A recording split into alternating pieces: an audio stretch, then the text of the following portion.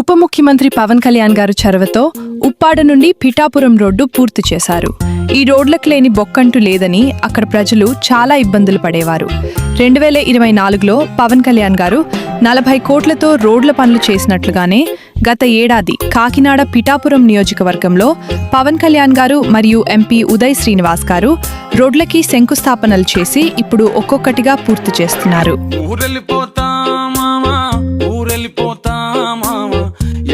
బస్సెక్కి మళ్ళీ తిరిగెళ్ళిపోతామా, ఊరెళ్ళిపోతామా, ఊరెళ్ళిపోతామా, ఎర్ర బస్సెక్కి మళ్ళీ తిరిగెళ్ళిపోతామా. ఏ ఊరెళ్తావు రామా, ఏముందని వెళ్తావు రామా, ఊరన్న పేరే తప్ప తీరవుతా మారే రామా. ఏ ఊరెళ్తావు రామా, ఏముందని వెళ్తావు రామా, ఊరన్న పేరే తప్ప తీరవుతా మారే రామా.